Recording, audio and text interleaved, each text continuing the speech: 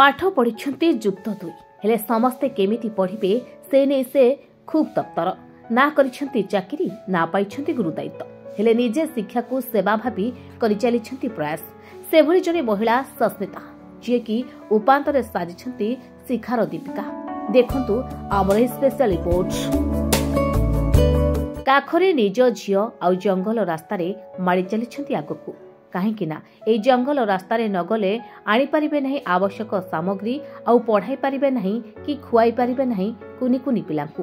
आपण भाबुथिबे ये कोनोसी स्थान रे बोधे चाकरी करिसेंती हेले आपणक भावना संपूर्ण भूल देखंतु एही नुआनिया चाल घरकू जेउठारु बाहरुछंती छोट छोट छुआ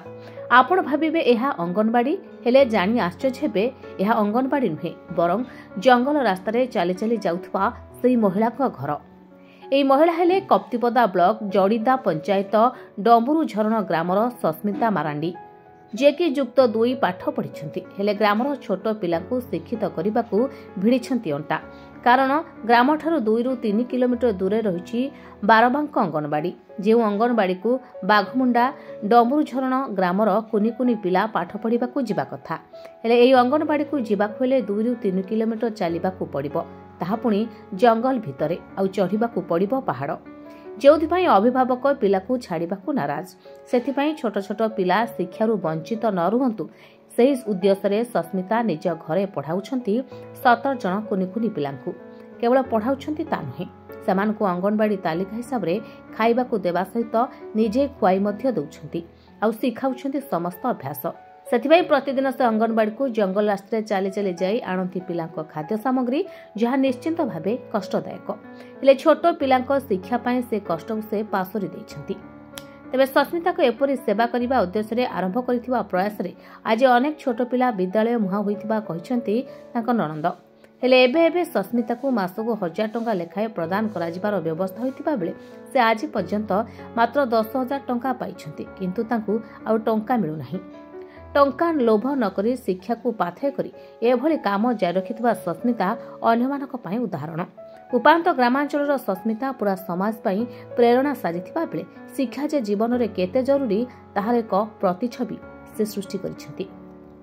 आसला मनर गोटे खुशी गोटे आसला पिला मानकु पाठ पढ़ेले पिला मानकु पिला माने भविष्य काले शिखि पारबे सेति पई से खुशी रे मु पिला मानकु पढ़ौछि कौन कहबी आमर तो जंगल रास्ता से पिला जाई पारना से गोटे भाभी कि मु भाविले एठी पिला को रोषे कर खाइबा दे पिला माने कोन पई जंगल रास्ता रे जिबे आ हरान कोन पई चाहछि आगे को भलो जाने रहू मारांडी होची आदिवासी एरिया रे शिक्षित झियो सी हूँ जे एठू बारबांक अंगनवाड़ी सेंटर हूँ बारबांक 2-3 किलोमीटर रास्ता तेणुक पहाड़िया एरिया छुआ मैंने सेठी न जाइकी से निज घरे बिना पारिश्रम पाठ पढ़ाऊँच 10-15 पिला डाकी पाठ पढ़ाऊँच किंतु सरकारी तरफ जदि किसी मिलता